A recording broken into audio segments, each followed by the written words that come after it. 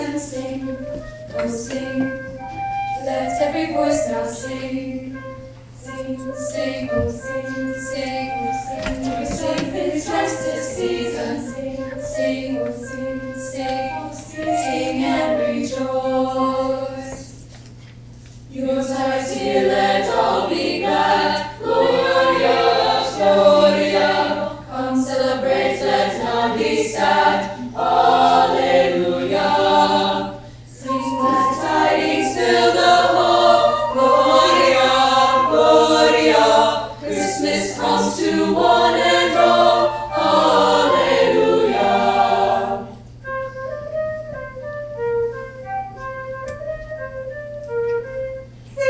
Sing, oh sing, oh sing, sing and rejoice this festive season. Sing, sing, oh sing, oh sing, let every voice now sing. Festive season, sing Alleluia, Alleluia, Alleluia, Alleluia,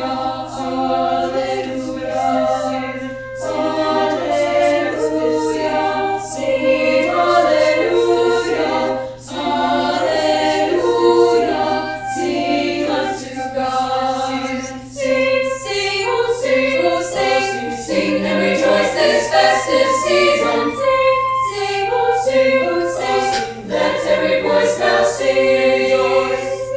Sing, oh sing, oh sing, sing and rejoice this festive season. Sing, sing, oh sing, oh sing, let every voice now sing.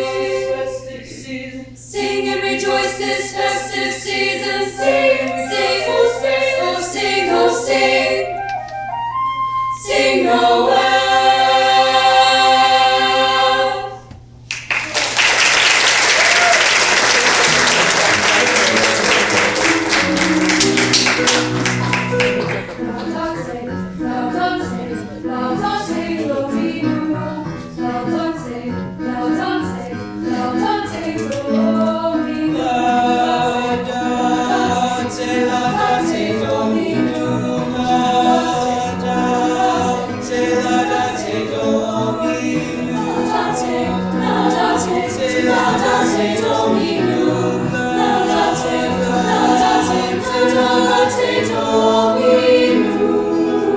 Praising praise, all ye nations, all ye people, join together now and sing. Let's sing. Laudate Dominum, laudate Dominum. Gloria Patri, Gloria Patri et Filio. Gloria Patri, Gloria Patri et Filio et Spiritui Sancto.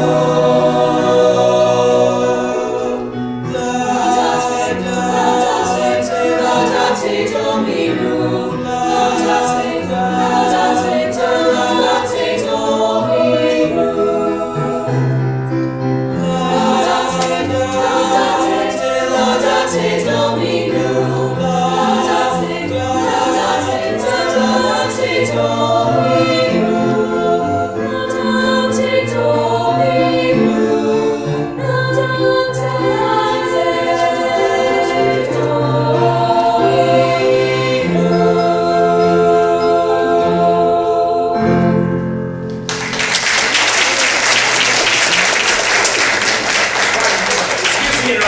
I'm so sorry.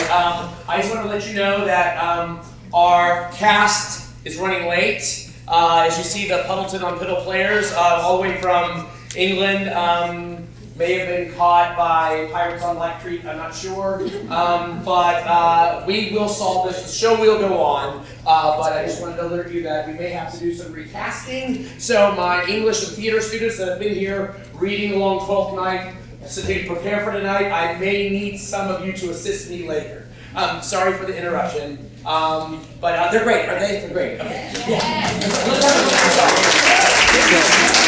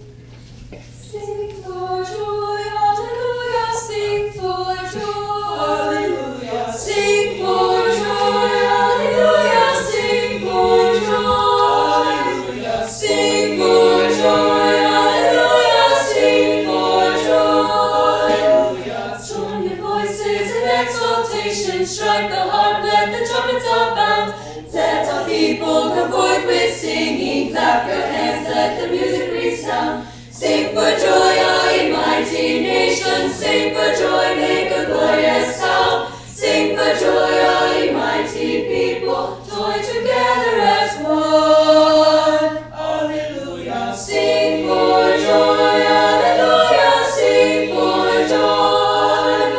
Sing for joy, alleluia. Sing for joy. Sing. Walk together in peace across the land. Lift your voices so all may understand.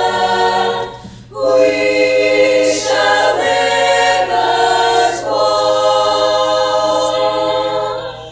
We shall live as one. Join your voices in exaltation. Strike the harp, let the trumpets sound. Let all people come forth with singing. Clap your hands, let the music resound. Sing for joy, all ye mighty nations. Sing for joy, make a glorious sound. Sing for joy, all ye mighty people. Join together as one. Alleluia. Sing for joy, alleluia. Sing for joy. Sing for joy, alleluia. Sing for joy. Sing for joy, all ye nations. Sing for joy, all ye people. Sing for joy. Clap your hands and sing for joy.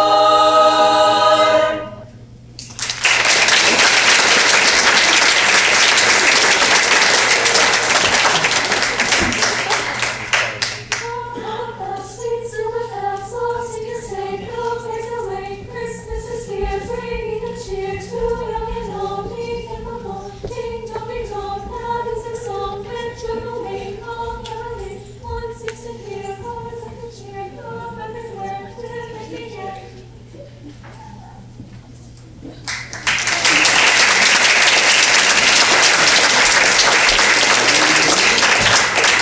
So, my fears have been proved right. Go ahead and come in and take a seat. Right, there's some seats here, there, and several back here.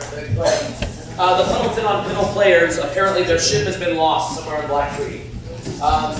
Apparently a pair of twins have survived, but that's all the information that we have. But the show will go on as I promised. Now earlier, before we were getting ready for the show Twelfth Night, my English classes and my theater classes previously had been reading Twelfth Night in class so that they'd be familiar with the work that was going to be presented. And so, for extra credit, mind you, I'm going to ask some of my students to step forward and take on some of these missing roles so that we may present the show unto you. So, I need let's get some curio here on top. This curio. Oh, yeah. Great. Thank you. Oh, Ashlyn! Ashlyn, could you go to the back and grab a box of some costumes and some props so that these stand-in actors can pull something to become the character? Yes, sir. Sir Andrew, perfect. You got it. Great. Yeah. Olivia. Who was that class? She was really sweet. Oh, you were. You look great. Would you do that for me, please? Thank you. Thank you. Toby. Perfect. There you go. Would you do that for me, please? Thank you so much. Thank you. All right, awesome. Malvolio, he is,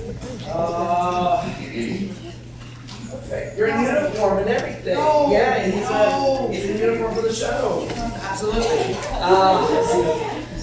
Valentine. You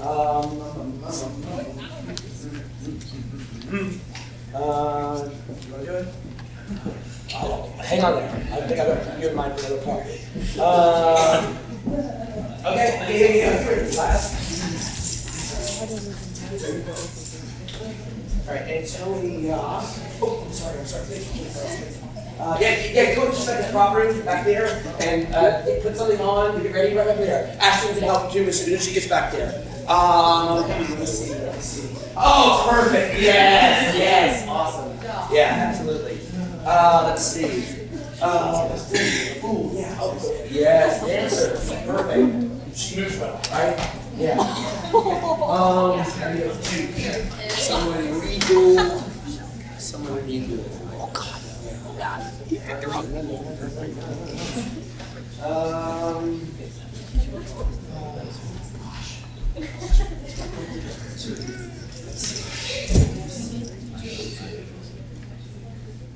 I'll get to you. I've got one in mind for you, okay?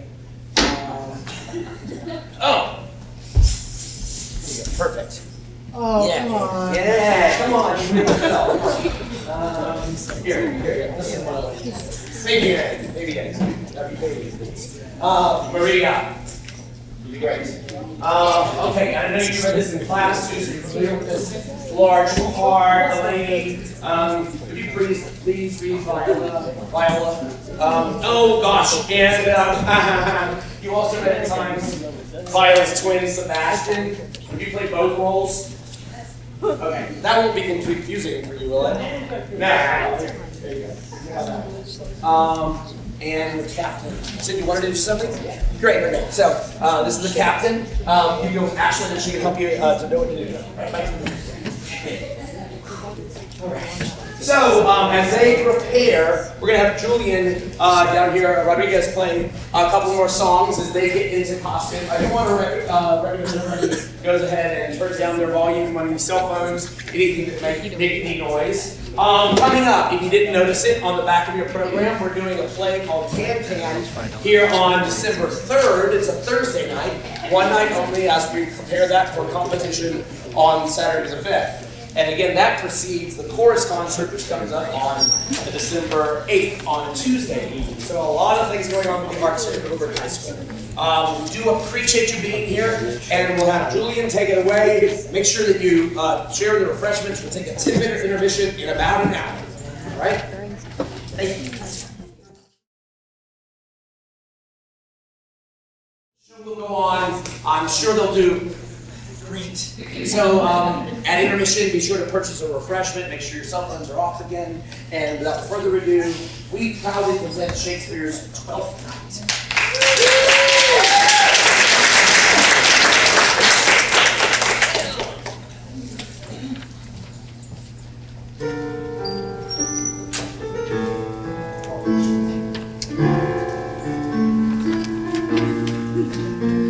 If music be the fruit of love, play on. Give me excess of it, that so feeding the appetite may sicken and so fall. That's right again. It had a dying fall. Oh, it came over my ear like the sweet sound that breathes upon a bank of violets, stealing and giving over. Enough! No more. 'Tis not as sweet now as it was before. Will you go out, my lord? What, Curio? The heart. Why, so I do! The noblest that I have. Oh, when mine eyes first did see you living, methought she purged the air of pestilence. That instant was I turned into a heart, and my desires like fell and cool hounds ever since pursue me. How now? What news from her? So please, my lord, I might not be admitted, but from her handmaid do return this answer. The element itself, till 7 years heat, shall not behold her face at ample view, but like a cloister she will veiled walk in water once a day her chamber round. With eye finding brine and all to the season, a brother's dead love which she will keep lasting and fresh in her sad remembrance. Oh, she that hath the heart of that fine frame to pay a debt of love to a brother. How will she love when the rich golden shaft hath killed all affections else in her? When liver, brain, and heart, these sovereign thrones are all supplied and filled with one self-king. Away before me to sweet beds of flowers. Love thoughts lie rich when canopied with bowers.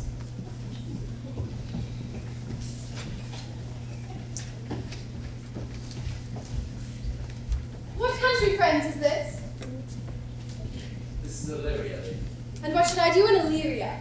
My brother, he's in Elysium, perchance he's not drowned. It is perchance that you yourself have said. Alas, my poor brother. And so, may he be. True, madame, to comfort you with chance, assure yourself, after our ship, did split, I saw him hold acquaintance with the waves, so long as I could see. For saying so, there's gold. Knowest thou this country? I am thou. Well, for I was bred and born on 3 hours' travel from this very place. Who governs here? A noble duke with nature as a name. What is his name? Orsino. Orsino. I have heard of him. My father named him once. He was a bachelor then. And so is now. It was so very late. But a month ago I went from hence, and then 'twas fresh in murmur that he did seek for the love of fair Olivia. What's she? A virtuous maid, the daughter of a count, that died some 12 months since, then leaving her, in protection of his son, her brother, who shortly also died, for whose dear love, they say, she hath endured the company inside of man. Oh, that I served that lady and might not be delivered to the world. That were hard to compass, because she will admit no kind of suit, no, not the Duke's. There is a fair behavior in thee, Captain. I for the end, I'll pay thee bountifully. Conceal me what I am, and be my aid, for such disguise shall have to become the form of my intent. I'll serve this Duke. Thou shalt present me a eunuch to him. It may be worth thy pains, for I can sing and speak in many sorts of musics that will allow me very worth his service. What else mayhap to time I will commit? Only shape thou silence to thy wit. Be you as the nooch, and your mute I'll be. I thank thee. Lead me on.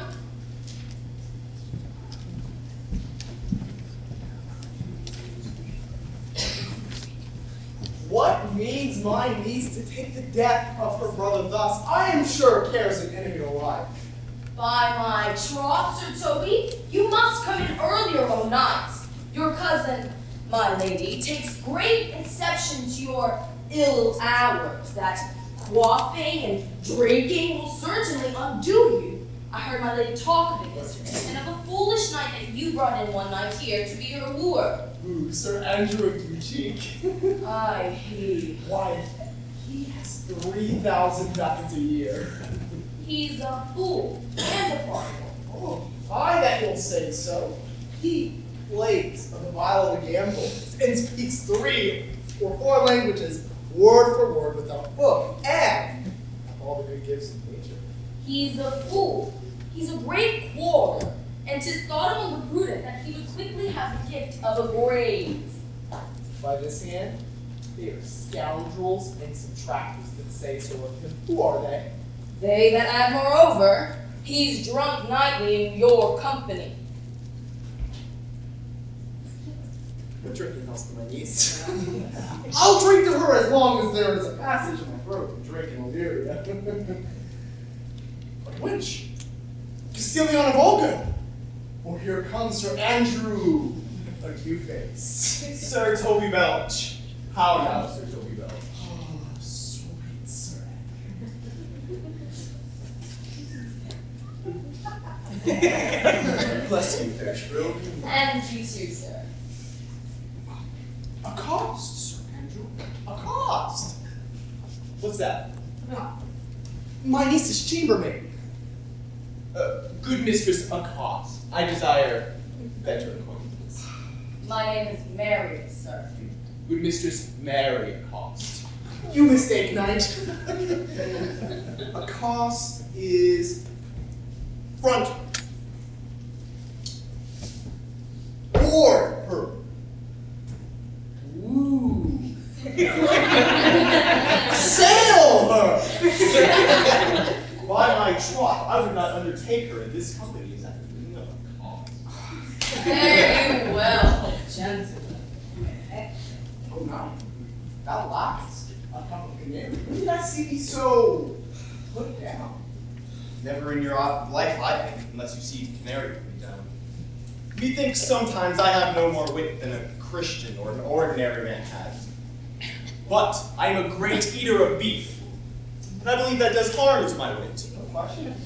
And I thought that, and forswear it. I'll ride home tomorrow, Sir Toby.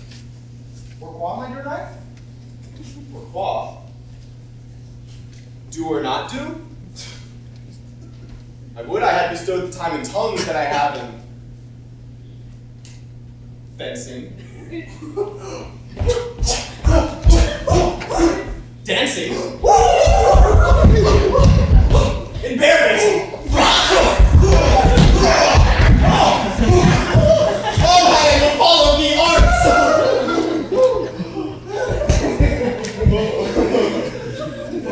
I'm an excellent meditator. Why would that have mended my hair? Oh, last question. For thou seest it will not curl on you. But it becomes me well enough, does it not? Ooh, excellent. It hangs like a flax on a distaff. And I hope to see a housewife take the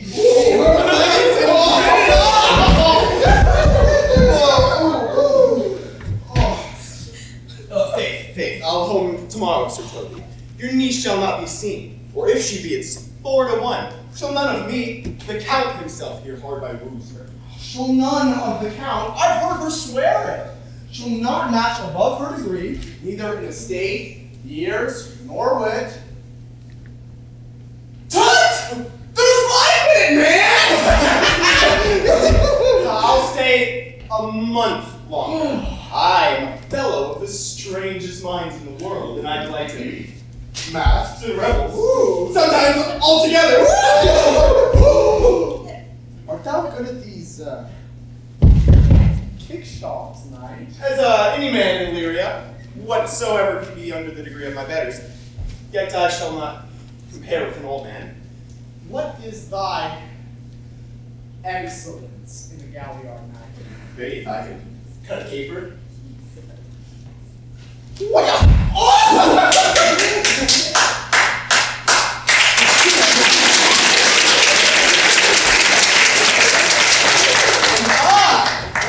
cut the mutton to it. And I think I have to.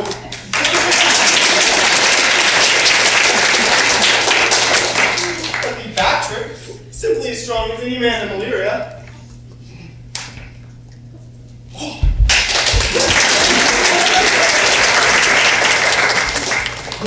Wherefore are these things hid? Why dost thou not go to church in a galliard and come home in a Toronto? My very walk should be a jig. I would not but make water, but it is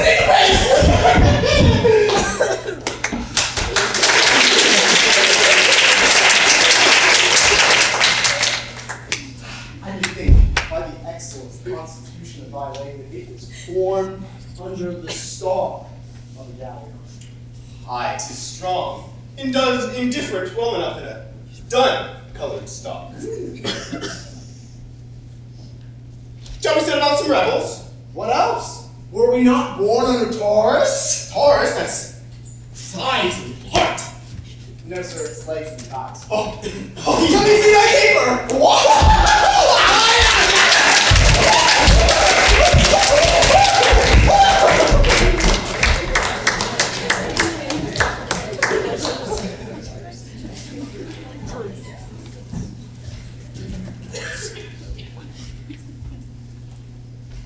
If the Duke continue to be favored towards you, Cesario, you are likely much advanced. He hath known but 3 days, and already you are no stranger.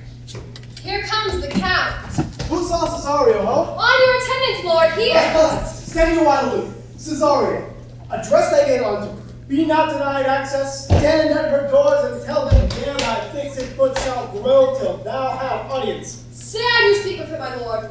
What then? Oh, the impulsive passion of my love! Surprise her with the discourse of my dear faith. Shall become thee well to act my woes. I think not so, my lord. Dear lad, believe it. I know the constellation is right apt for this affair. Prosper well in this, and thou shalt live as freely as thy lord. To call his fortunes thine. I'll do my best to woo your lady. In a bondful strife, where I woo, I myself would be his wife.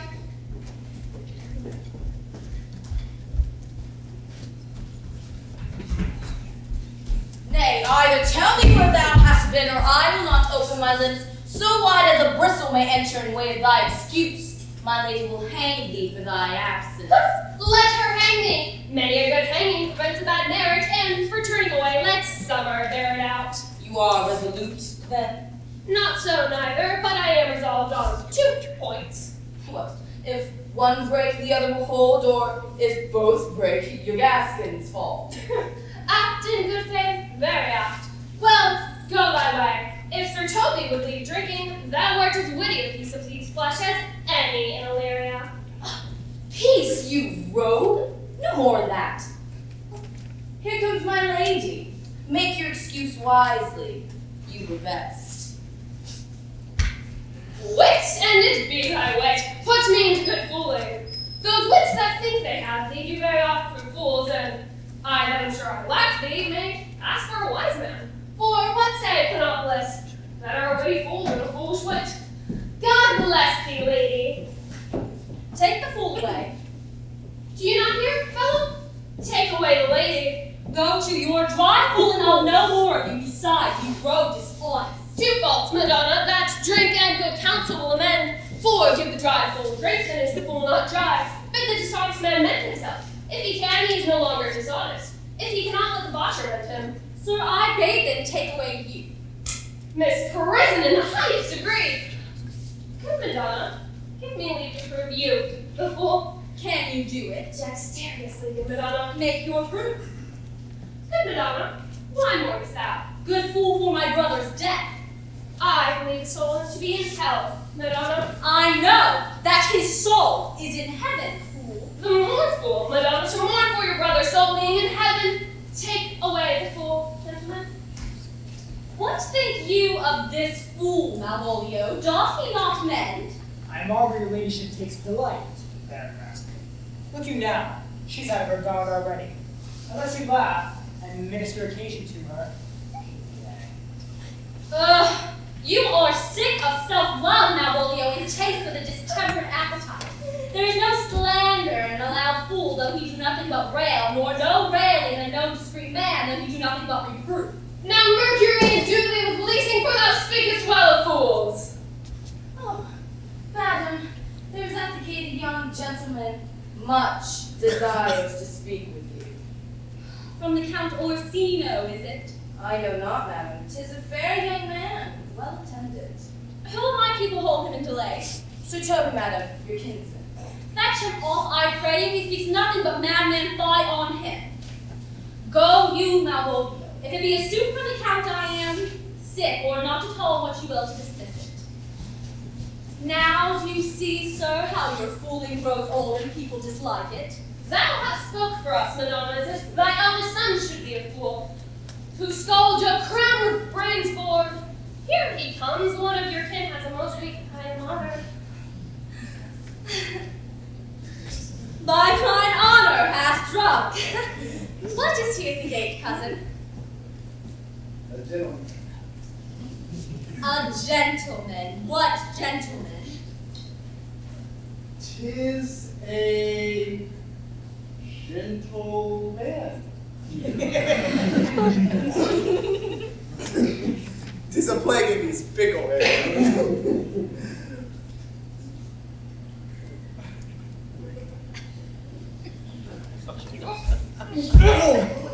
Oh, now, sir.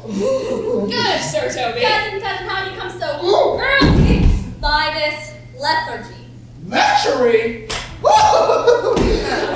defy lechery. There's one at the gate. I never, what is he? Let him be the devil and he will. I care not. Give me faith, say I!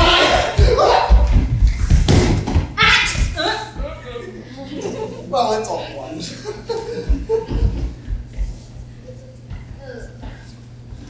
What's a drunken man like fool? Like a drowned man, a fool, and a madman. One draught above heat makes him a fool. The second mads him, and a third drowns him. He's drowned. Go look after him. He is but yet he's but bad yet, Madonna. The fool shall look to the madman.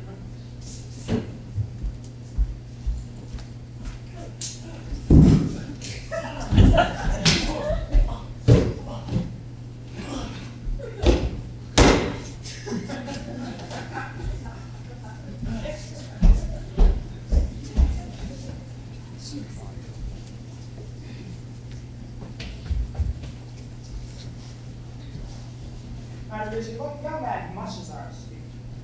Tell him he shall not speak with me. He has been told so. And he says he will stand at your door like a sheriff's post and be to support you to a bench. He will speak with you. What kind of man is he? Why, of mankind. What manner of man? Very ill. He'll speak with you, will you or no? Of what years and personage is he? Not yet old enough for a man, nor young enough for a boy. One would think his mother's milk was scarce out of him. Let him approach, calling my gentlewoman. Gentlewoman, my lady calls.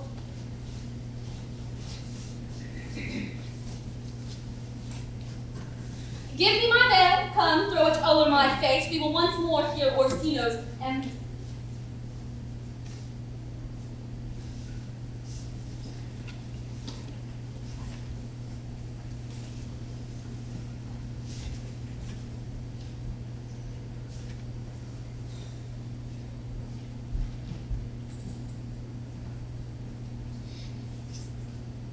The honorable lady of the house, which is she? Speak to me, I shall answer for her. Your will.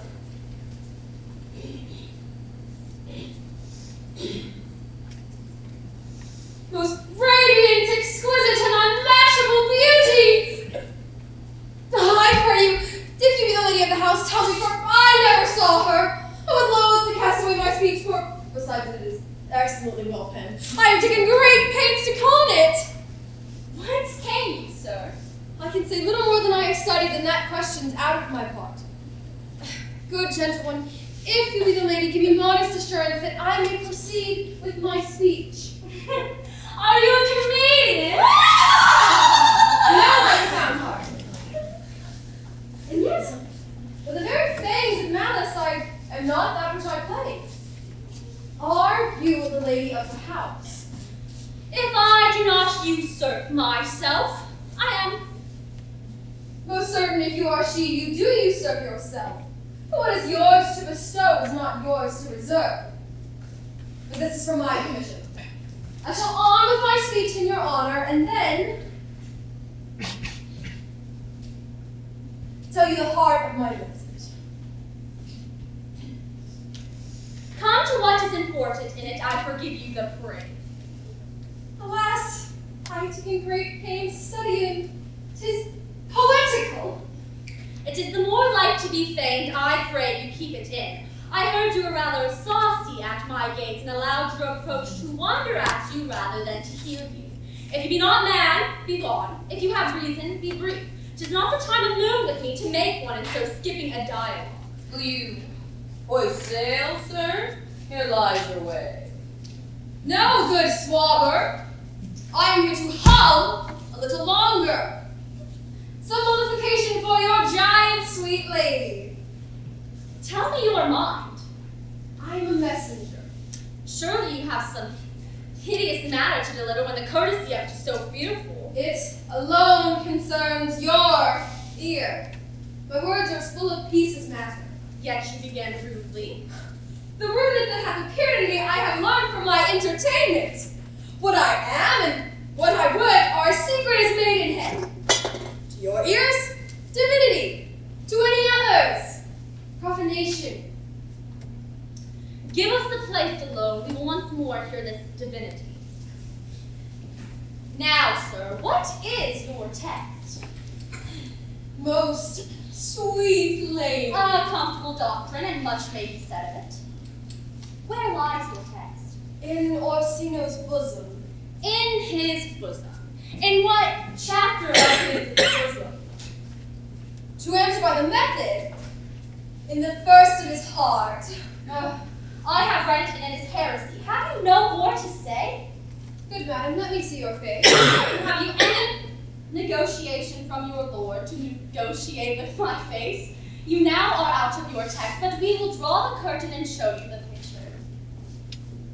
Look you, sir, is it not well done? Excellently done, if God did all. 'Tis in grain, sir, 'twill endure wind and weather. His beauty truly blent to his own red and white cunning hand laid on. Lady, you are the cruelest she alive, if you shall lead these graces to the grave and leave the world no copy. Sir, I will not be so hard-hearted. I will give out divers schedules of my beauty. It will be inventoried in every particle and utensil labeled to my will as item, 2 lips in different red. Item, 2 gray eyes with lids to them. Item, 1 neck, 1 chin, and so forth. Will you sent hither to praise me? My lord and master loves you. How does he love me? With adoration, with fertile tears, with groans that thunder love, with sighs of fire. Your lord does know my mind. I cannot love him, yet I suppose him virtuous, of fresh and stainless youth, learned, valiant. But I cannot love him. He might have took his answer long ago. If I did love you in my master's flame, in your denial would I find no sense, I would not understand it. Why, what would you? Make me a willow cabin at your gate and call upon my soul within the house. Write loyal canons of condemned love and sing them even in the dead of night. Hallow your name to the reverberant hills and make the babbling gossip cry out, Olivia. Oh, you should not rest within the element of earth and air, but you should pity me. You might do much. What is your parentage? Above my fortunes, but my estate as well. I am a gentleman. Get you to your lord, let him send no more. I cannot love him, unless perchance you were to come to me to tell me how he takes it.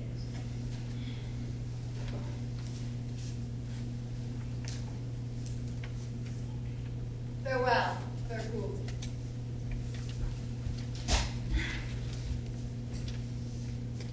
What is your parentage? Above my fortune, yet my state is well. I am a gentleman. I'll be sworn thou art, thy tongue, thy face, thy actions, limbs, and spirit do give thee fivefold blazon, but not too fast. Soft, soft. Unless the master were the man, how now, even so quickly may one catch the plague? Oh, methinks I feel this youth's perfections with an invisible and subtle stealth to creep in at mine own eyes. Well, let it be. What ho, Malvolio? Here, madam. I have service. Run after that same peevish messenger, the county's man. He left this ring behind him. Hide thee, Malvolio. Madam, I will. Do I not know what fear to find? Mine eyes too great to flatter for my mind. Fate, show thy force, ourselves we do not owe. What is decreed must be, and be this so.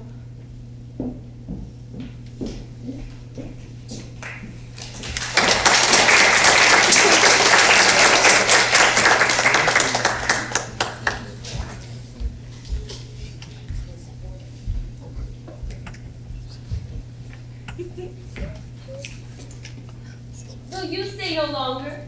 Nor will you not that I go with you? By your patience. No. The malignancy of my fate may perhaps distemper yours. Let me know if you whither you are bound. Antonia, I perceive in you so excellent a touch of modesty that you shall not extort from me what I am willing to keep in. Therefore, it charges me the rather in manners to express myself to you. Antonia, I am Sebastian. My father was that Sebastian of Messling whom I'm sure you've heard of.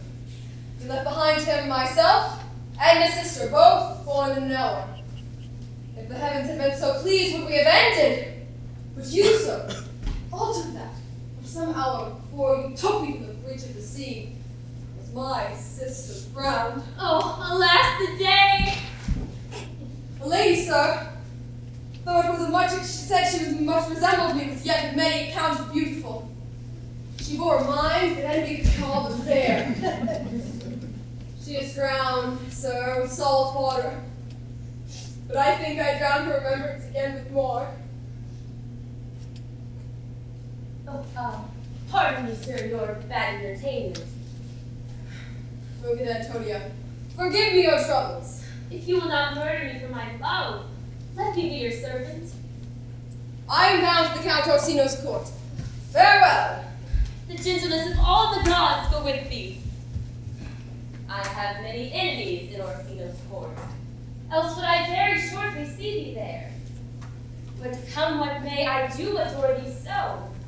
That danger shall seem sport, and I will go.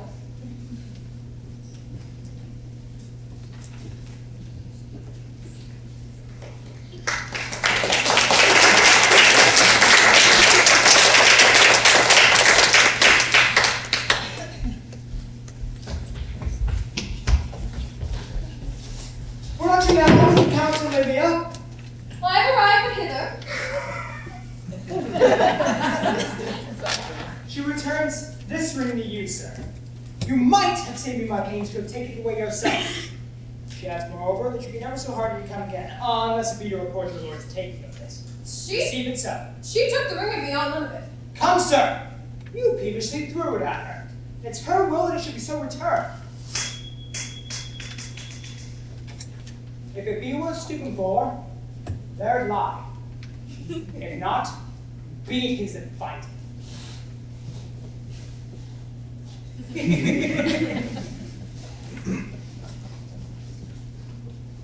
I left no ring with her. What means this lady? Fortune forbid my outsides have not charmed her. She made a good view of me, indeed so much we thought her eyes had lost her tongue before she did speak and starts distracted me. She loves me, sure. The cunning of her passion invites me and this churlish messenger. None of my lord's ring, why he sent her none. I am the man, if it be so as 'tis.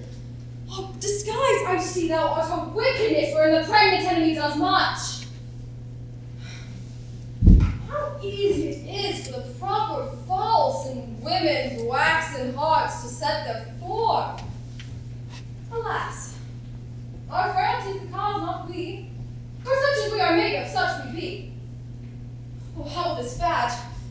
My master loves her dearly, and I, poor monster, fond as much on him, and she, mistaken, seems to dote on me. What will become of this?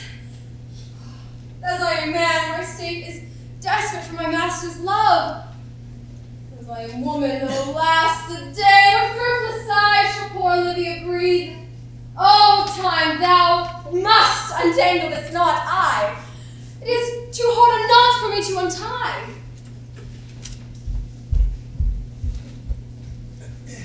Approach, Sir Andrew. Not to be a bed after midnight is to be up betimes. Good luck to go Sir Giordano. Nay, by my troth, I know not. But I know to be up late is to be up late.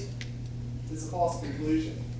I hate it as an unfilled can to be up after midnight and go to bed then is early, so that to go to bed after midnight is to go to bed betimes. Does our lives not consist of the 4 elements? Faith, so they say. But I think it rather consists of eating and drinking. Stop. Let us, therefore, eat and drink. Mary and I say a scoop of wine. Here comes the fool in faith. Not now, my heart. Welcome, ass. Let's have a catch. Come on, here's a test roll of me. I've just had test roll of me as well.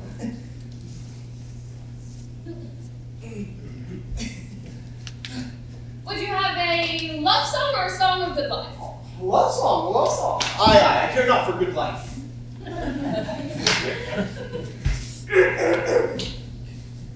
Oh, mistress mine, where are you roaming? Oh, stay in here, your true love's coming back and sing both high and low. Trip no further, pretty sweeting, journey's end and lover Excellent, good, Faith. Good. Good. What is love? 'Tis not hereafter.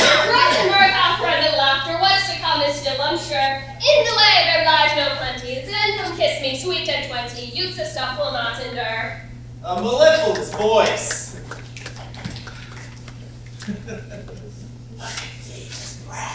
Very sweet and contagious in faith.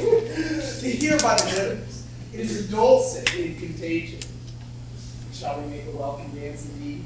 Shall we rouse the night owl in a catch that will draw 3 souls out of one weaver? Shall we do that? Lovely, let's do it. I am dog at a catch. Come, fool, begin. It begins. Hold thy peace. I will never begin if I hold my peace. Good, in faith, come, begin. Hold thy peace.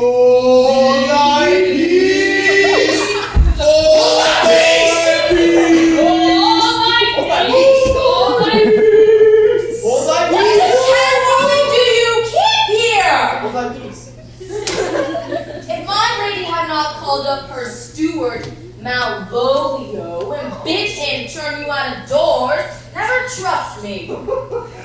My ladies are Italian. We are politicians. Malvolios, a pig Ramsey, and 3 merry men we Peace! My masters! Are you mad?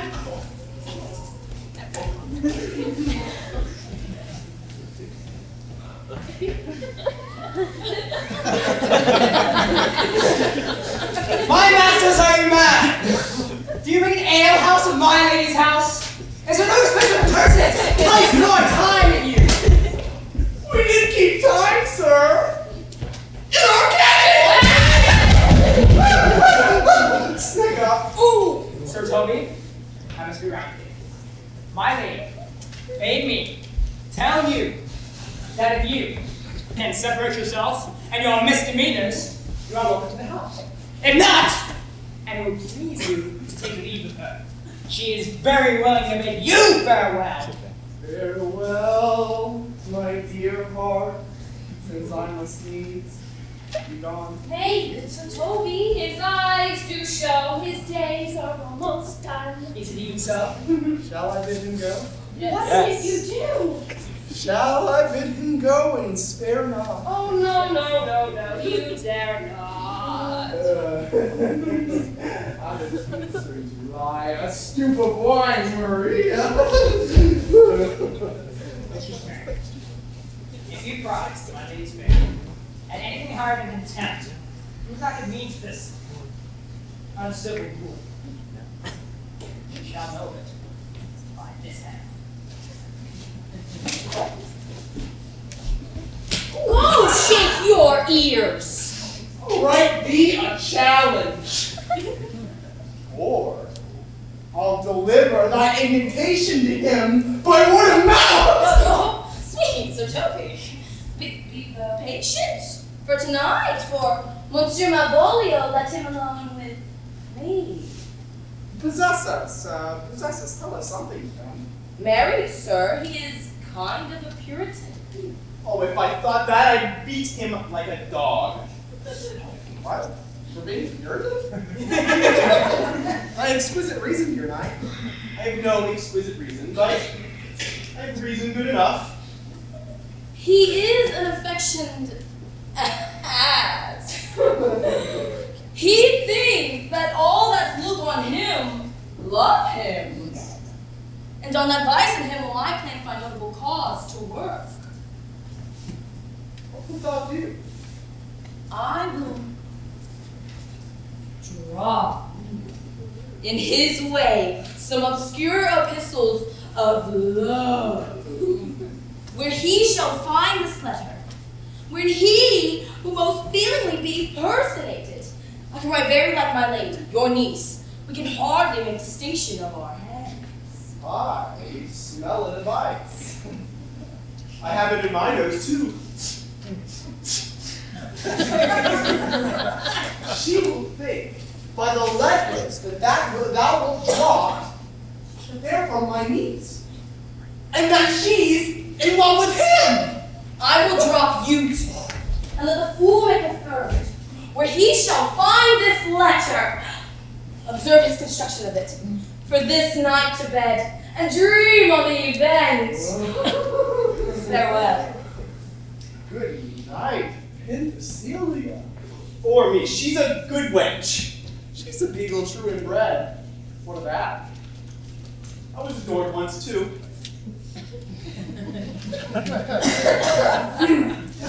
Come night. Thou hast need sin for more money. If I cannot recover your niece, I am a foul way out. Send for more money now.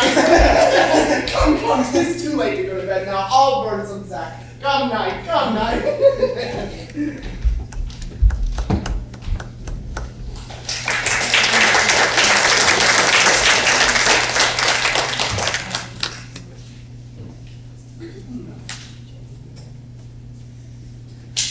Give me some music.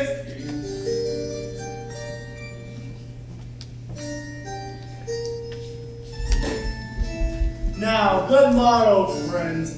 Now, good Cesario, but that piece of song, methought it did relieve my passion much. Come, but one verse. He's not here. So please your lord, that should sing it. Who was it? Bestie the jester, my lord, a fool that the lady Olivia's father took much delight in. He is of the house. Seek it out, and play the tune the while.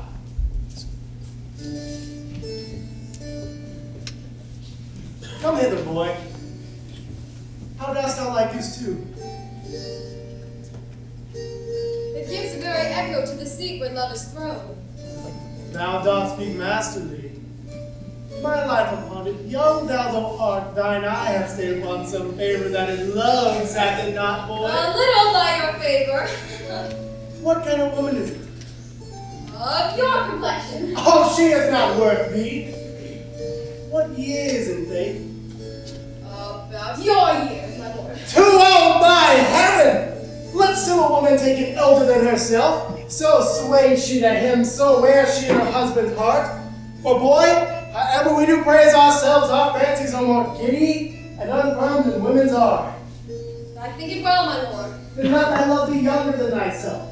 For women are as roses, whose fair flower being once displayed, doth fall that very hour.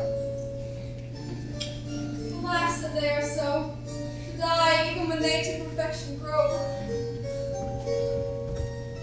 Fellow, come! The song we had last night.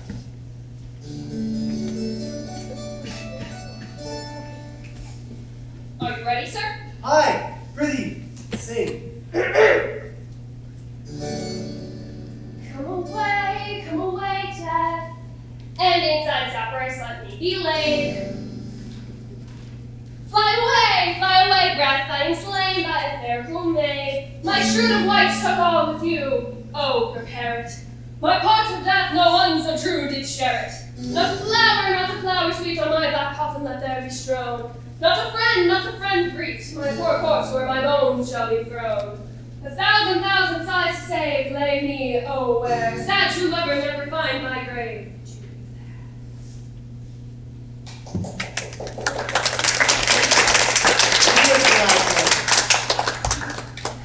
Thank you, sir, and pleasure will be paid one time or another. I'll pay thy pleasure then. It shall be paid one time or another. Give me thou leave to leave thee.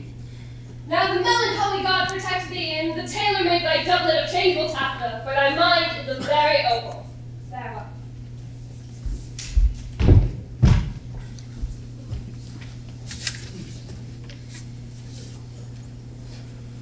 Let all the rest get slaves. Once more, Cesario, get thee beyond same sovereign cruelty. Tell her my love, more noble than the world, prizes not quantity of dirty lands. 'Tis that miracle and queen of gems that nature pranks my soul. But if she cannot love you, sir, I cannot be so answered. soothe, but you must. Say that some lady, as perhaps there is, hath for your love as great a pang of heart as you have for Olivia. You cannot love her. You tell her so. Must she not then be answered? There is no woman's sides can bide the beating of so strong a passion as love doth give my heart. So big, to hold so much, they lack retention. But mine is all as hungry as the sea, and can digest as much. Make no compare between that love a woman can bear me, and that I owe Olivia. But I know. What dost thou know? Too well what love women to men may owe. In faith, they are as true of heart as we. My father had a daughter loved a man, as it might be, perhaps, I a woman, I should your lordship. And what's her history? A blank, my lord. She never told her love. Instead, she sat like patience on a monument, smiling at grief. Was this not love indeed? We men may say more, swear more, but indeed our shows are more than will, for still we prove much in our vows, but little in our love. But died thy sister of her love, my boy? I am all the daughters of my father's house, and brothers too. Yet I know not. Sir, shall I to this lady? Aye, that's the theme. Give her this jewel. Say my love can give no place, buy no domain.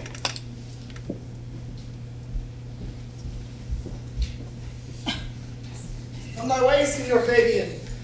Nay, I'll come. If I lose a scruple of this sport, let me be boiled to death with melon. Wouldst thou not be glad to see the rascally sheep fighter come by some notable shame?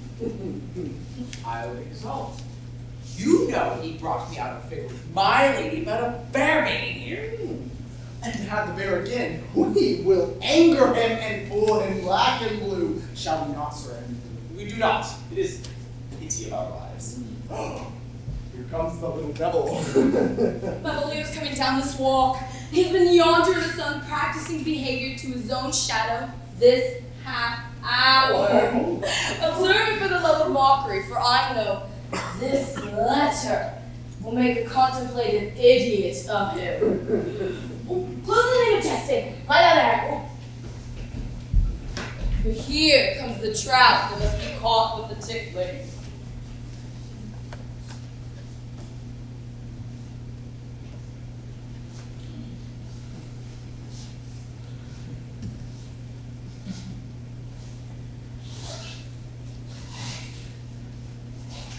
Maria once told me my name did affect me, and she has come thus near, that should she fancy, it would be one of my complexion. Please.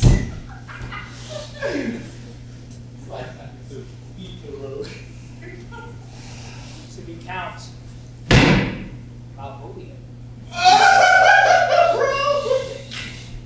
There is example for it.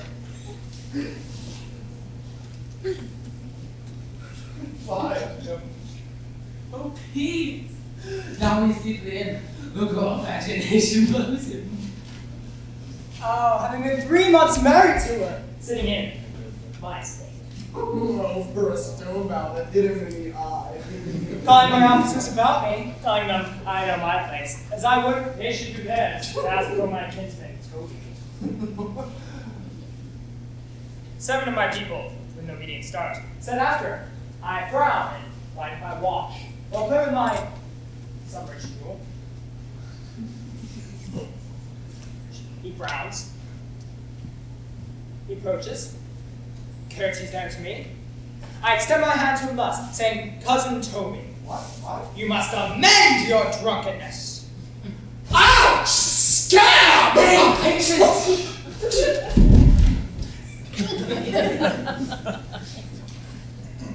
Besides, you waste the treasure of your time with a foolish knight. That's me, I warned you. One, sir, and I knew it was I, for meaning to call me fool. what have we here?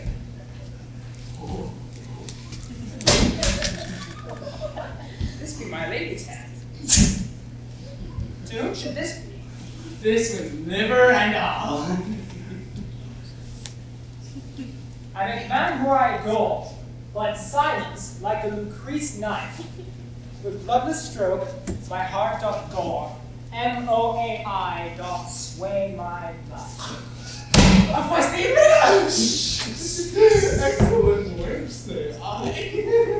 MOAI doth sway my life. Let me see. What a dish of poison she has dressed him.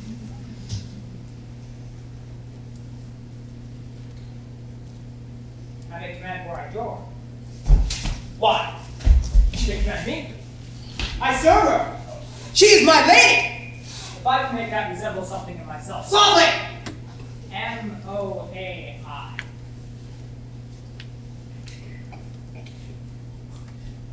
MOAI.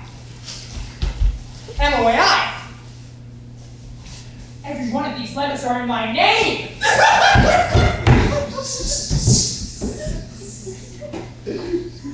If this should fall into thy hand, revolve.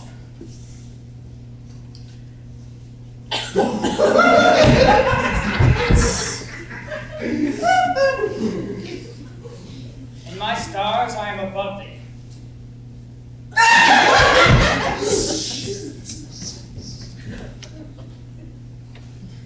Be not afraid of greatness. Some are born great, some achieve greatness, and some have greatness thrust upon them.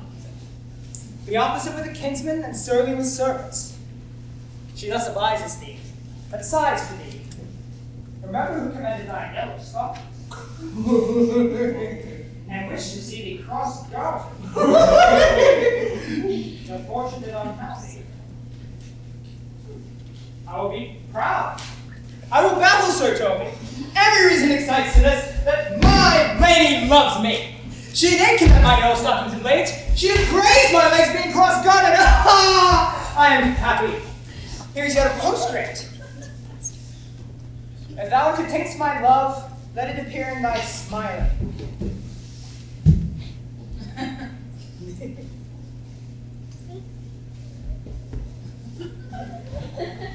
Thy smiles become thee well. Therefore, my presence still smile, my dear, I prithee. Jove! I thank thee. I will smile. I will do everything that thou wilt have me.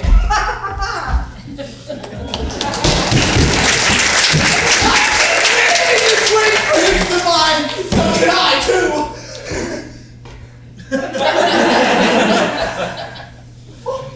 Look where the youngest friend of mine comes. Nay, but say true, does it work upon him? Like Aquafina with a midwife. Mark his first approach before my lady.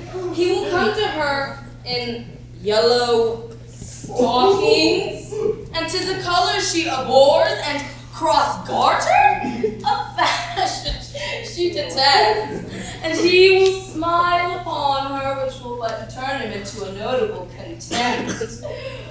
If you will see it, follow me. To the gates of Tor, thou most excellent devil of wits. I'll make one too.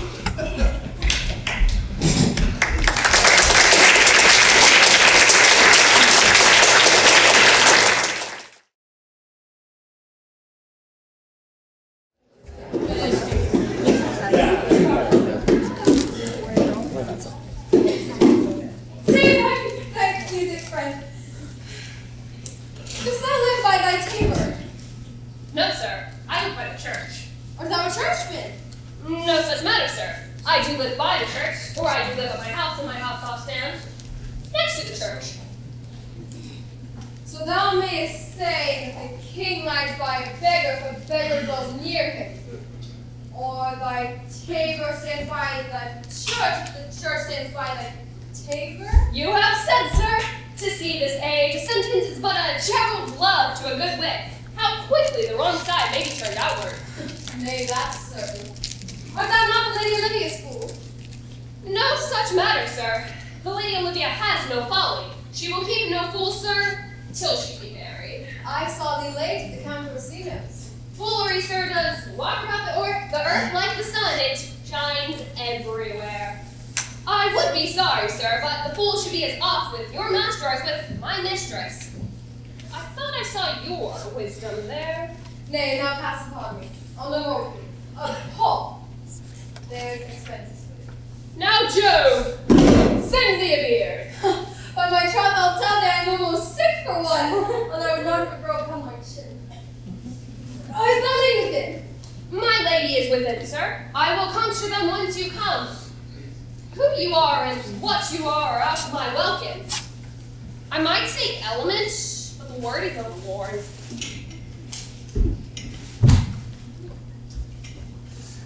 This fellow is wise enough to play the fool, and to do so well craves a kind of wit. His practice is full of labor as wise men's art. Wise men, fully fallen, quite taint their wit. Save you, gentlemen. And you, sir. Do thou garde, monsieur? Et vous aussi, votre serviteur. I hope, sir, you are. And I am yours.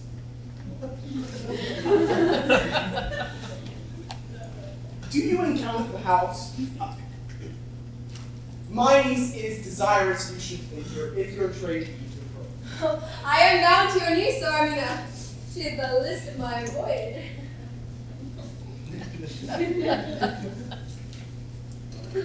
Taste your legs, sir.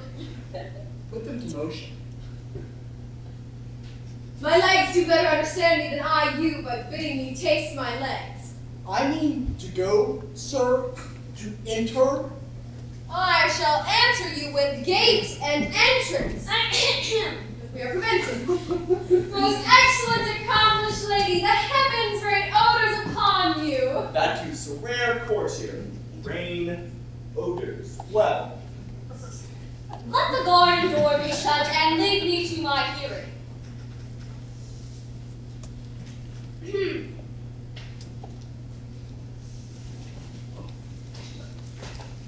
My matter hath no voice but to your own most pregnant and vouchsafe ear.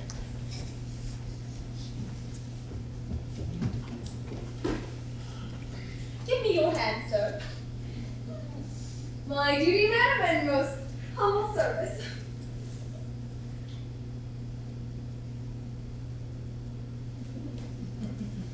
What is your name? Cesario is your servant's name, fair princess. My servant, sir, your servant to the Count of Orsino. Well, your servant's servant is your servant, madam. Or not, I think, not of him. Oh, lady, I come to write your gentle thoughts on his behalf. By your leave, I pray you, I beg you, never speak of him again. Dear lady, Give me leave to beseech you. I did send after that last enchantment you did hear, a ring and chase of you. So I should use myself, my servant, and I fear me you. So must I sit under your hard construction to force that on you in a shameful cunning which you knew none of yours. So let me hear thy thoughts. Have you not set mine honor at the stake and baited it with all the unmuzzled thoughts that thy tyrannous heart can think? Let me hear you speak. I pity you. Why, that's a degree to loud. No, not rise, which is a vulgar proof that very oft we pity our enemies. Well then, methinks 'tis time to smile again. The clock upbraids me with this waste of time. Be not afraid, good youth, I will not have you. Yet when wit and youth come to harvest, thy wife is like to reap a proper man. There lies your way due west. Then westward ho! Grace and good disposition attend your ladyship. You'll not be, madam, to my lord by me? Stay, I prithee, tell me what thou thinkst of me. And you are not what you think you are. I think so, I think the same of you. And you are right. I'm not what I am. I would you were as I would have you be. Would it be better, madam, than I am? I wish it were, for now I am your fool. What a great deal of scorn was beautiful in the anger and contempt of his lip. Cesario, by thy roses of spring, by maidenhood, honor, truth, and everything, I love thee so, that among all thy pride, my wit, nor reason can my passion hide. Do not extort thy reasons from this clause, for that I rue thou therefore hast no cause. Love sought is good, but love given unsought is better. By innocence I swear, and by my youth I have one heart, one bosom, and one truth, and that no woman has, nor never shall be mistress of it, save I alone. Yes, and so adieu, good mistress. Nevermore shall I to my master's tears deplore. Yet come again, for thou perhaps mayst move thy heart, which no more so like as love.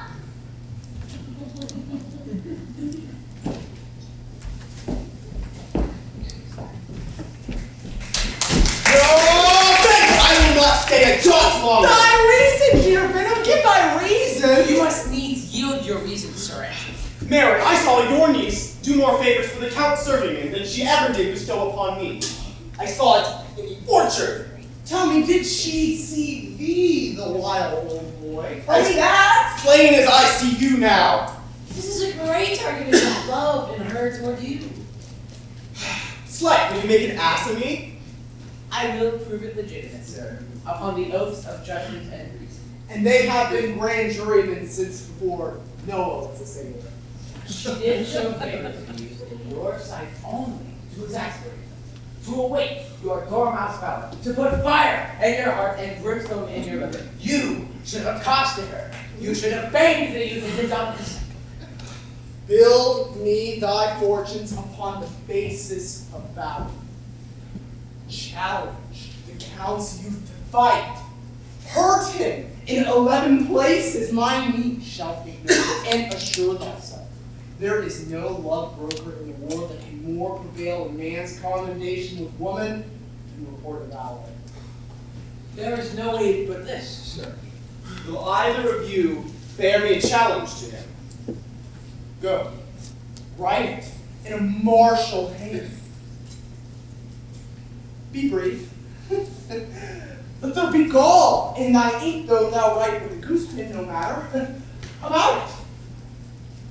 Where shall I find you? We'll call thee at the Capicula. Go.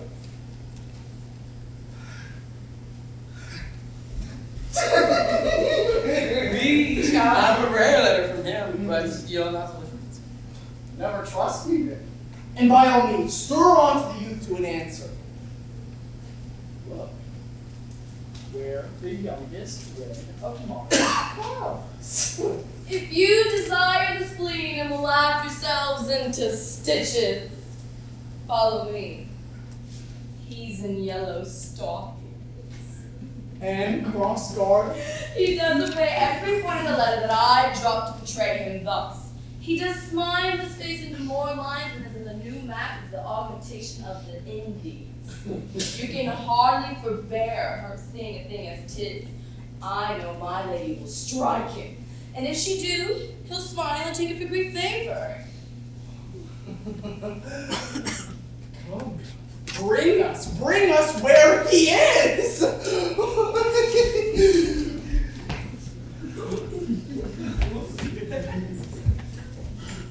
I would not by my will have troubled you, but since you make pleasure of your pains, I shall no further chide you. Oh, I could not stay behind you. My desire did spur me forth. What might befall your travel being skilless in these parts? The rather by these arguments of fear set forth in your pursuit. My kind Antonia, I can no other answer make but thanks and thanks and ever thanks! What's to do? Shall we set about and see the rebels of this town? Tomorrow, sir, best first go see your lodging. I am not weary. Let us satisfy our eyes with the memorials and things of fame that do renown this state. Would you pardon me? I do not without danger walk these streets. Once in a seat by against the count, his galleys I did some service. Belike you slew a great number of people? Oh, the offense is not of such a bloody nature. Albeit the time of quality and quarrel might well have given us bloody argument. For which if I be lapsed in this place, I shall pay dear. Do not then walk too open. Oh, it doth not fit me. Hold, sir. Here's my purse. In the south suburbs at the Elephant is best to lodge. There shall you have me. Be you your purse bearer, and I'll leave you for an hour. To the Elephant. I do remember.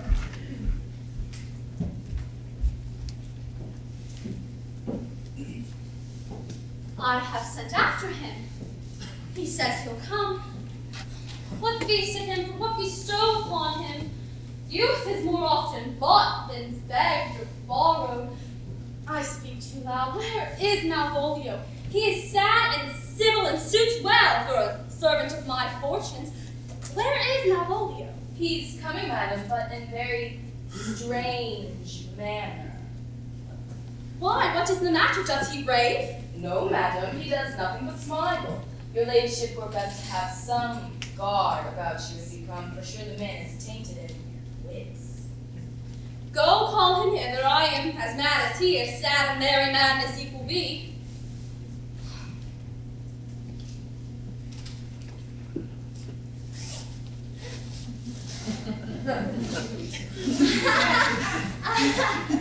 How now, Malvolio? Sweet lady. Smilest thou? I sent for thee upon a sad occasion. Sad lady? I can be sad. This does make some obstruction in the blood, this cross-garter. But what of it? What is the matter with thee? Wilt thou go to bed, Malvolio? To bed? Aye, sweetheart, and I'll come to thee. God comfort thee, why dost thou smile so and kiss thy hand so oft? How do you, Malvolio? Why agree you with this ridiculous boldness before my lady? Oh, be not afraid of greatness. 'Twas well writ. What meanst thou by that, Malvolio? Some are born great, some achieve greatness, What sayest thou? and some have greatness thrust upon them. Oh, heaven restore thee. Remember who commanded thy yellow stockings, Yellow stockings? and wished to see thee cross-gartered. Go to thy maid, thou desirest to be so. My maid? If not, let me see thee a servant still.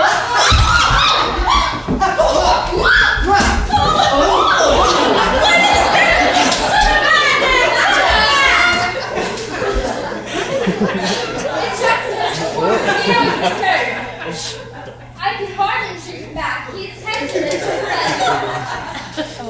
I'll come to him. Good Maria, let this fellow be looked to.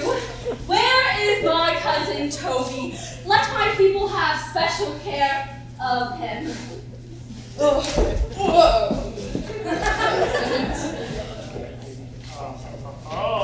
do you come near me now? No worse a man than Sir Toby to look to me. This concurs directly with the letter. She sends him on purpose, that I may appear stubborn to him, for she entices that example in the letter.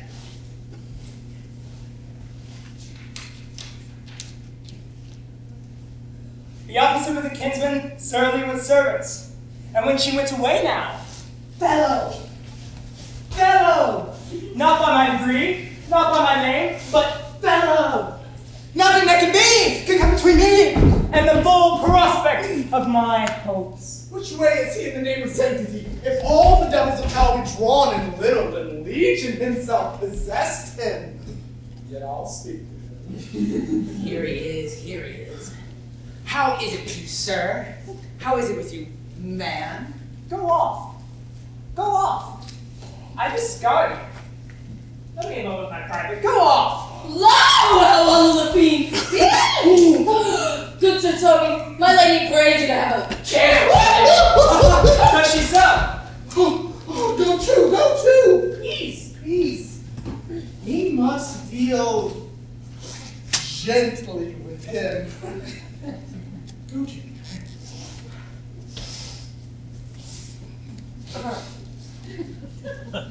How do you do?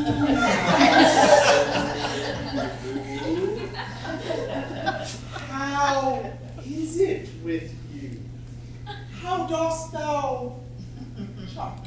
Sir! I bid thee come with me. What, man? 'Tis not for grabbing to play at cherry with Satan. Hang him, Malvolio! Get him to say his prayers, good Sir Toby! My prayers, mates! No, I want you.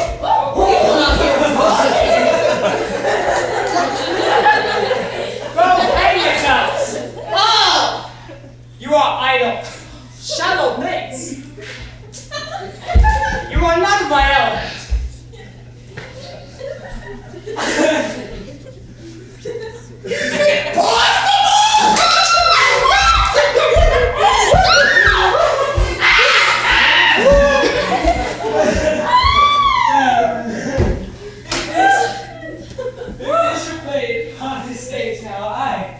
I could condemn it as improbable fiction.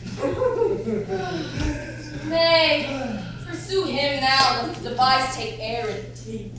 Why, we shall make a man indeed. The house will be the quieter. We'll have him in a dark room and bound. For matter from a morning. Here's the challenge. Read. I warrant there's vinegar and pepper in it. Is it so, Sasu? I did, I warrant it. Do but read. Give me.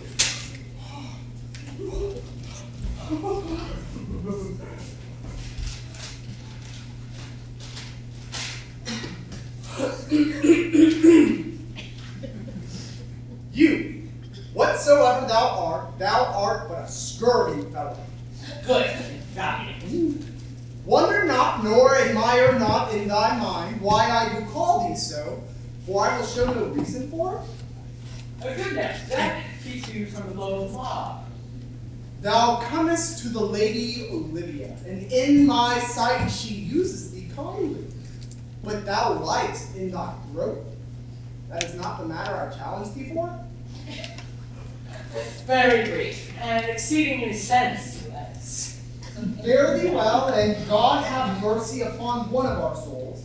He may have mercy upon mine, but my hope is better, and look to thyself. Thy friend, as thou usest him, and thy sworn enemy, Andrew Aguchi, if this letter move him not, his legs cannot. I'll give it to him. You may have very good occasion for it. He is in some commerce with my lady and will abide by the part. Go, scout me for the corner of the orchard like a bum baby. So soon as thou ever seest, draw. And as thou drawest, swear word, for it comes to pass off that a terrible oath, twanged off with a swaggering accent, gives manhood more approbation than ever proof itself would have earned him.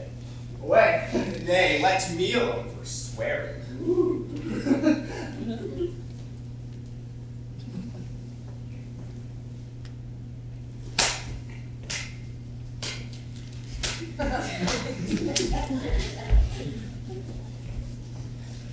Now, I will not deliver this letter. For the youth, appearing to be of good capacity in breeding, this letter, being so excellently ignorant, will breed no terror in the youth. Therefore, I will set upon Aguchi a notable report of valor, which will drive the youth, as I know he will aptly receive it, into a most hideous opinion of rage, skill, fury, and impetuosity. You will scare one another by the look, so that they will terrify another like cockatrices. I will meditate the while some horrible message for a challenge.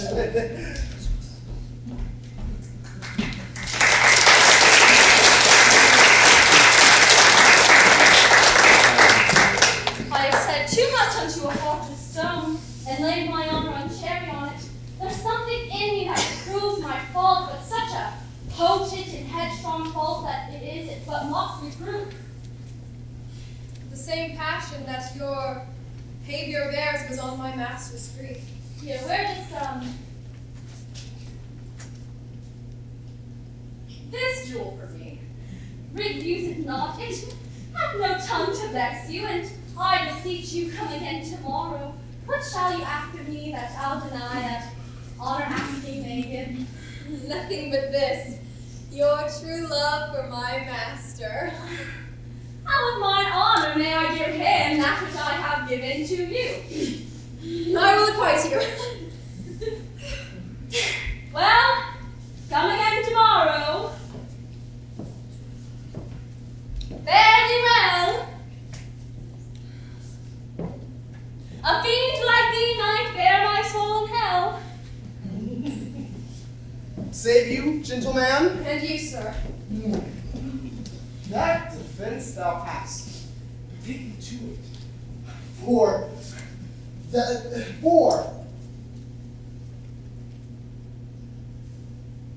nature of the wrong thou hast done him, I know not.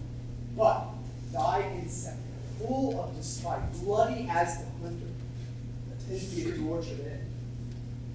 Therefore, dismount thy talk.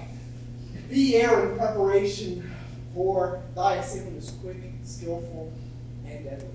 You mistake me, sir. I am sure no man hath any quarrel to me. My remembrance is free and clear from any offense done to any man.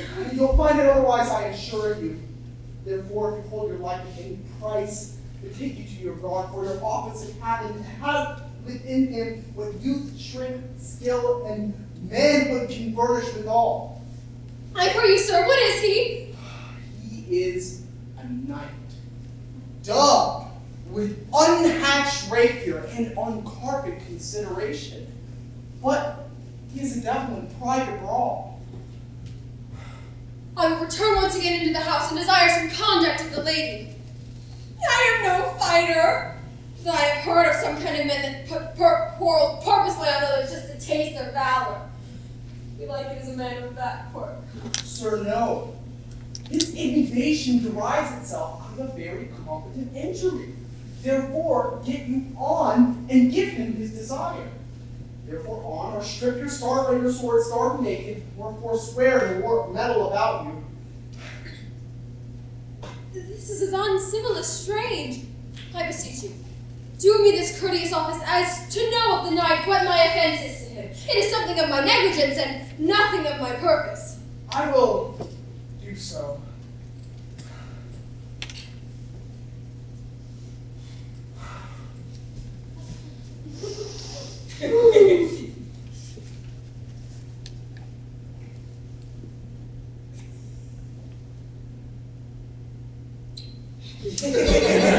Senor Fabian, look into this after. Look to this gentleman until my return.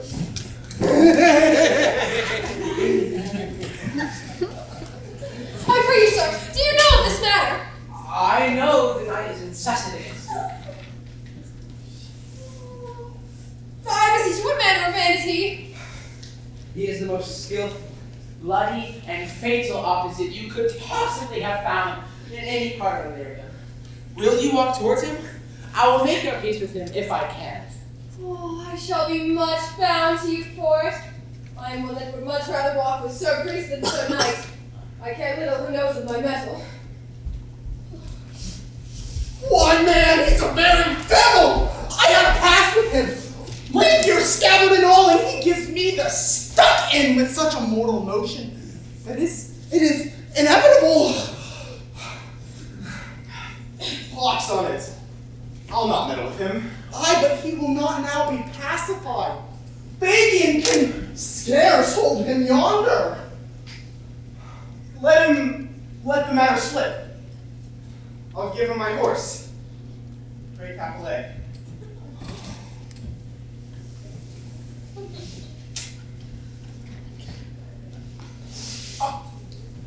I'll make the motion. Stand you here. Make a good show.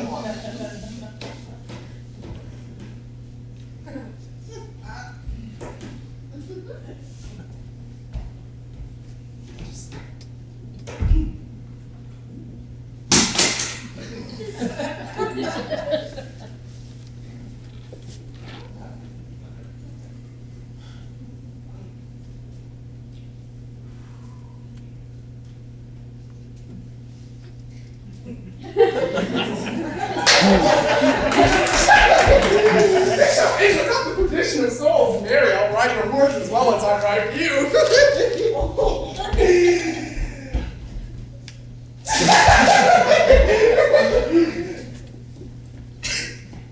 I have his horse. I persuaded him to use a devil. He is horribly conceited as him, and pants and looks pale as if a bear were at his heels.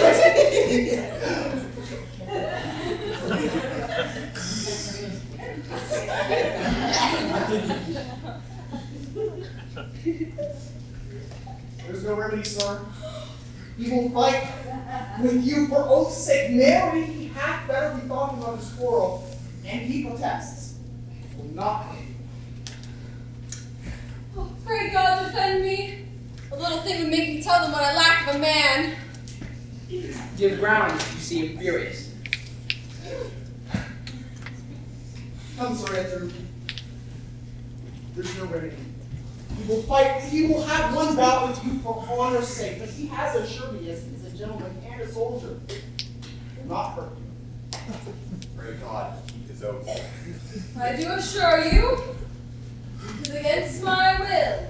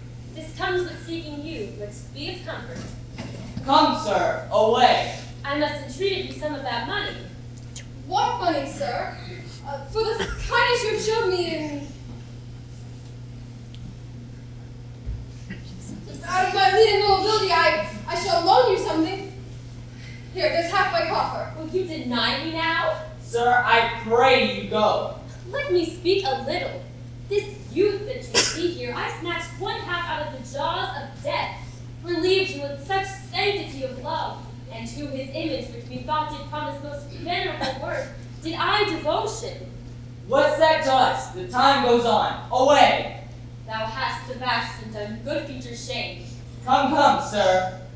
Lead me on.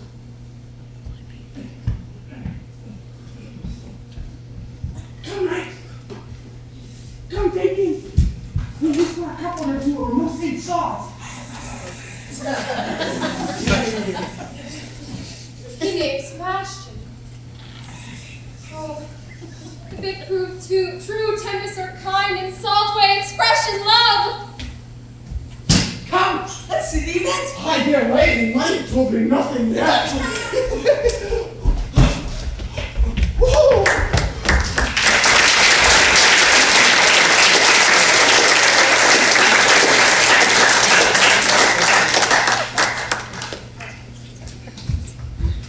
Will you make me believe that I am not set for you?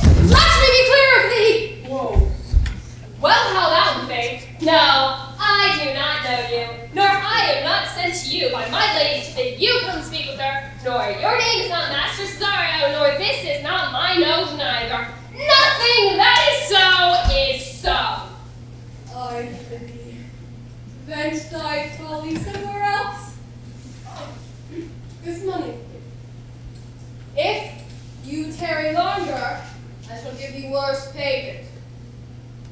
By my troth, thou hast an open hand. These wise men that give fools money do get themselves good report after 14 years' purchase. Now, sir, have I met you again? There's for you. There's for you!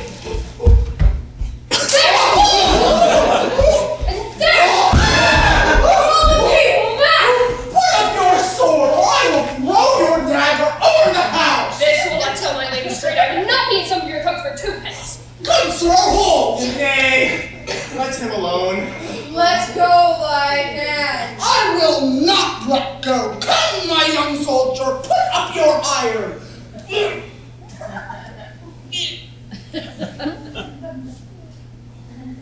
Whoa, flash. Let me be clear of thee! What wouldst thou now? If thou darest, What? Nay, I must have an answer to this Malvolio blood from you. Hold, Toby, on my life I charge thee hold.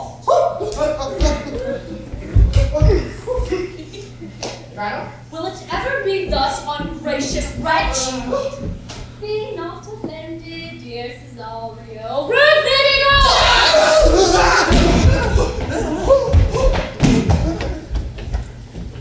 I prithee, gentle friend, go with me to my house. Thou shalt not choose but to go, do not deny. Beshrew his soul for me, he sorted one poor heart of mine in me. what relish is this? Who runs the stream? Oh, I'm mad. Oh, this is a dream. Nay, I prithee, gentle friend, would thou be ruled by me? I will. Ah, silence, so.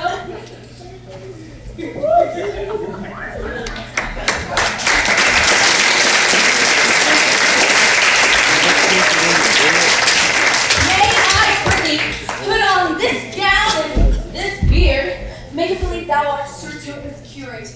Do it quickly. I'll call Sir Toby the Lost.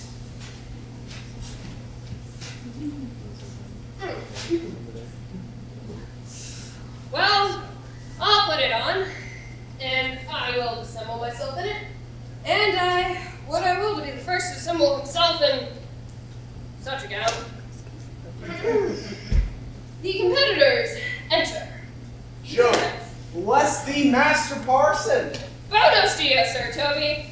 For, as the old hermit of Prague said, that is it. So I, being Master Parson, am Master Parson. To him, Sir Tobis.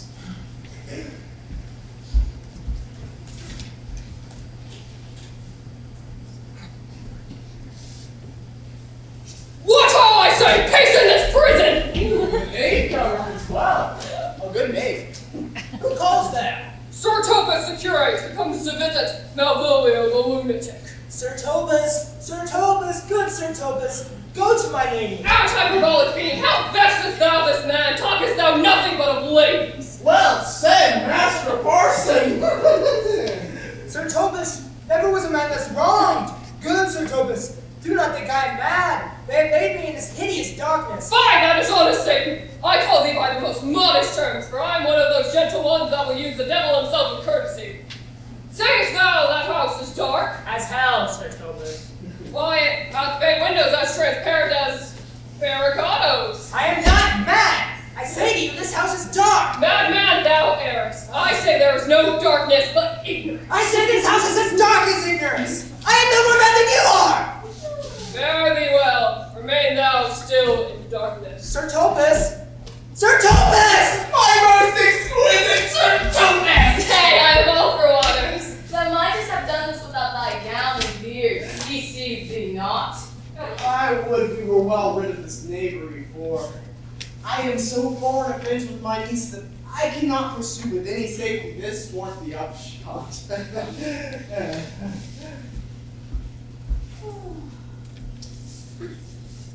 Come by and by to Shame.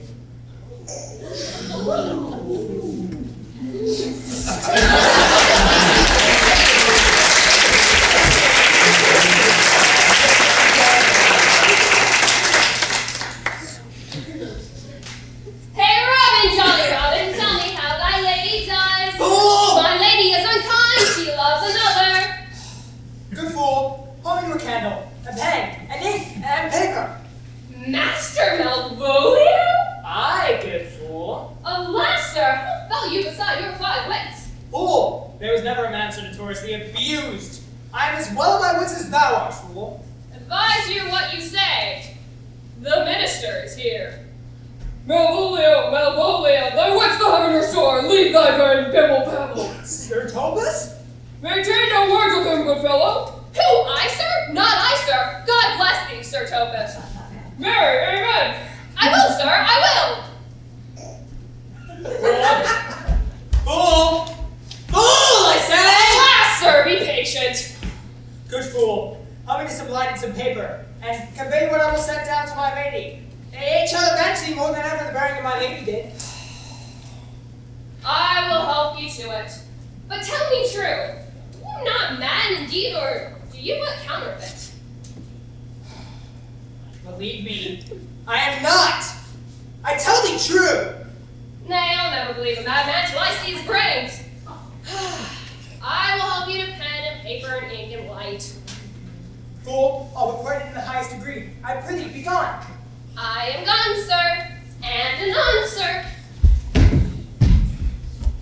This is the air. That is the glorious sun. This pearl she gave me, I do see it and feel it.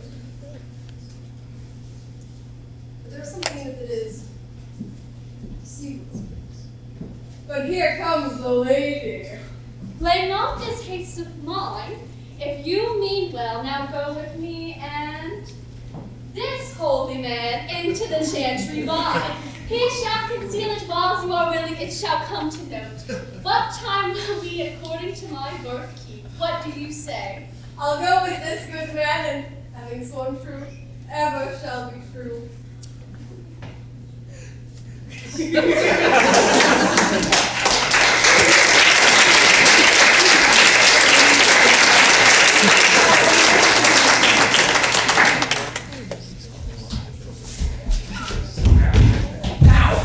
As thou lovest me, let me see his letter.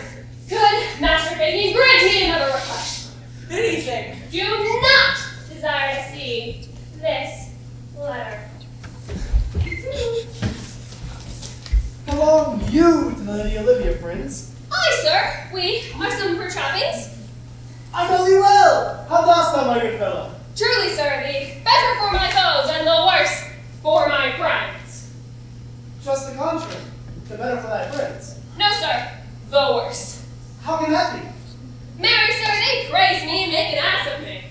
Now my foes tell me plainly that I am an ass. So that by my foes, sir, I profit in the knowledge of myself, and by my friends I am abused. So that concludes being discusses. If your 4 negatives make your 2 affirmatives, why then, the worse for my friends and the better for my enemies. Why, this is excellent.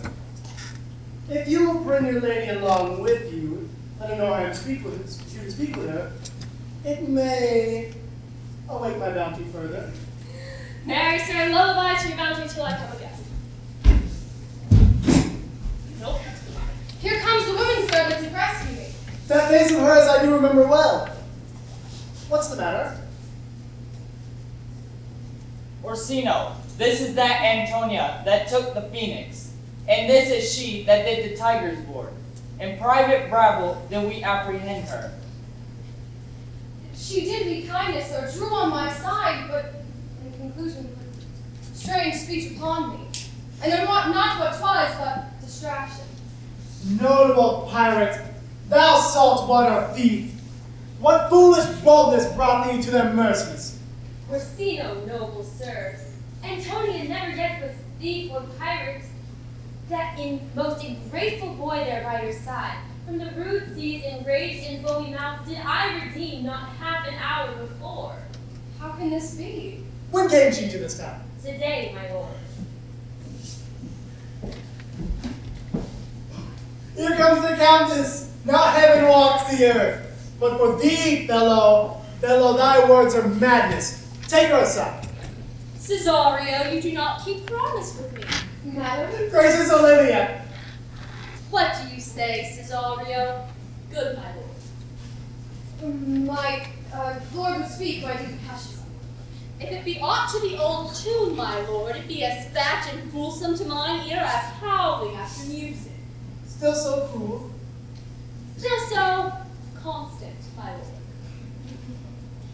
But hear me this. Since you non-regarders cast my faith, and that I partly know the instrument that screws me in from your place in your heart, live you the marble-breasted tyrant still, but this your minion, whom I know you love, and my heaven I tender dearly. Him will I tear up that cruel eye where he sits crowned in his master's spite. Boy, come with me.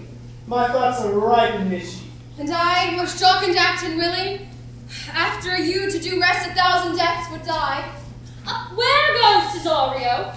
After him I love more than I love these eyes, more than my life, more by all more than I shall love wife. If I do feign, you witness above, punish my life for tainting my love. I me detest how I am beguiled. Who does beguile you? Who does you wrong? Hast thou forgot thyself? Is it so long? Call forth thy holy father. Come, away. Cesario, husband, stay. Husband? No, my lord, not I. I, husband, and he that deny. Her husband, sir? No, sirrah. Not I. Not Cesario, for thou art, and then thou art as great as thou fearest. Welcome, father. Father, I charge thee, unfold what thou dost know hath passed between this youthful and me.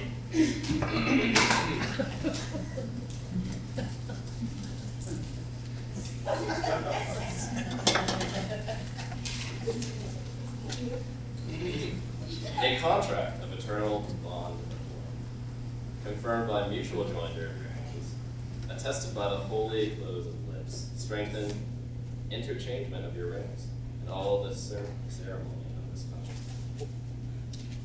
All this ceremony of this compact, sealed in my function by my testimony, since when my watch hath told me toward marriage, I have traveled but 2 hours.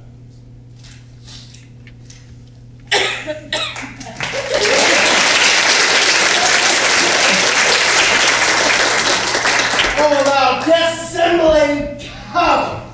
Farewell, and take him, but direct thy feet with I henceforth may never meet. My lord, I do protest! Oh, do not swear. Oh, little faith, thou hast too much fear. For the love of God, a surgeon! Send one presently to Sir Toby! What's the matter? Has given me bloody coxcomb and has broken Sir Toby's head across. Please, your help! Who has done this, Sir Andrew? The Count's gentleman, one Cesario. My gentleman Cesario. Odd likings, here he is. Why do you speak to me? I never hurt you. You drew your sword upon me without cause, but I forsake you and hurt you not. Oh, here comes Sir Toby, halting. How now, gentlemen? How's it with you? As for me, that's all. That's the end note. Saw. Did see Dick Surgeon, saw. Oh, he's drunk, Sir Toby, an hour gone. His eyes were set at 8 in the morning. He's a rogue. And a passing measures pagan. I hate his drunken rogue. Away with him! Who hath made this havoc with them? I'll help you, Sir Toby, because I'll be dressed with you. Will you now? An assay and a coxcomb. And a name. A thin-faced name. Get him to bed. be looked to.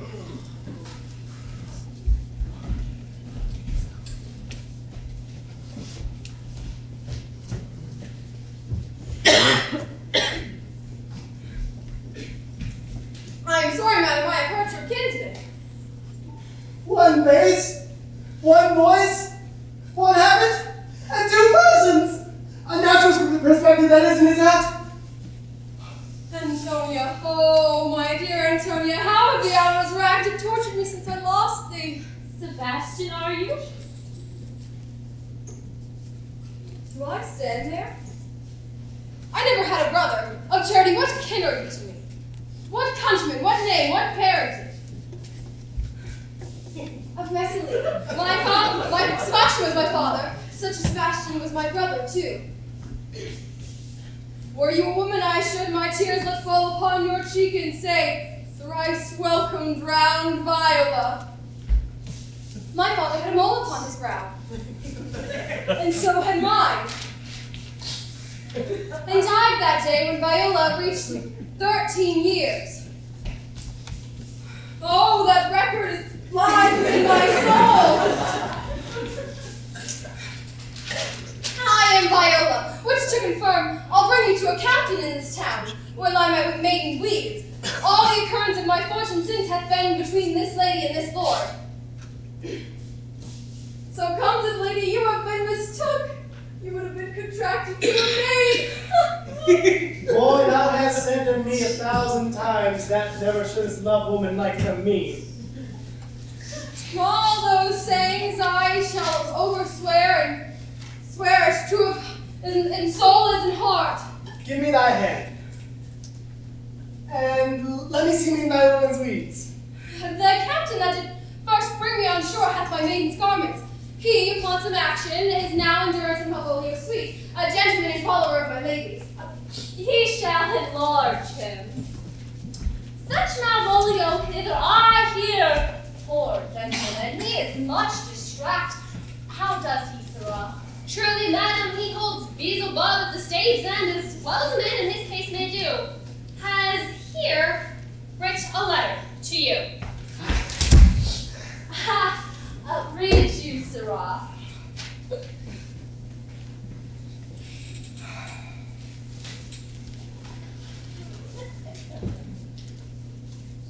By the Lord, madam, you wrong me, and the world shall know it. Though you have put me into darkness and given your drunken cousin rule over me, yet have I the benefit of my senses as well as your lady. I have your own letter, that induced me to the semblance I put on, with the which I doubt not but to do myself much right or you much shame. Think of me as you please. I leave my duty a little unthought of and speak out of my injury. The madly used Malvolio. Did he write this? Aye, madam. This sir was not much of distraction. See him delivered, Fabian, bring him hither. My lord, these things so thought on. Think of me, a sister, as a wife. Madam, I am most apt to embrace your offer. Your master quits you, and for your service done heaven since you called me master for so long, here is my hand. You shall be your master's mistress.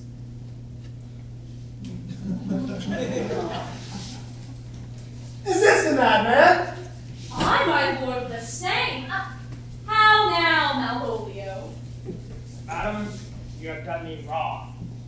Notorious wrong. Malvolio? No. Madam, you have. Why are you giving me such clear lights of favor? When you come smiling and cross-guarded to you. To put on yellow stockings and a frown upon Sir Toby and the lighter people. And acting in this obedient hope, why have you suffered to have me imprisoned? Locked and bound in a dark room, visited by the priest, and made the most notorious Yankee goal that intention ever played upon. Tell me, why? Alas, Malvolio, this is not my writing, though I confess much like the character. 'Tis out of question it is Maria's hand. This practice hath most shrewdly passed upon me, and when we know the grounds and the authors of it, thou shalt be both the plaintiff and the judge of thine own cause. Most freely I confess, myself and Toby set this device against Malvolio here upon some stubborn and uncourteous hearts we had conceived against him. Maria writ the letter as Sir Toby's great importance, in recompense whereof he hath married her.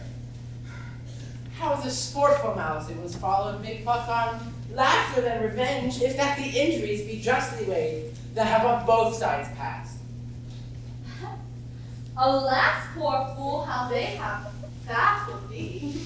Why, some are born great, some achieve greatness, and some have greatness thrust upon them. I will be revenged on the whole pack of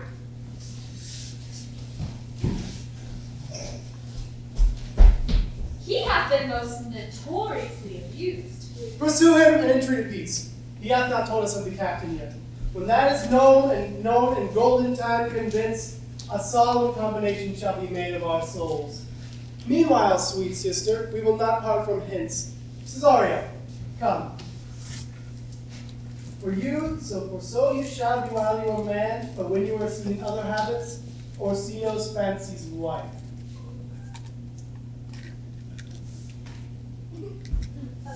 Rather go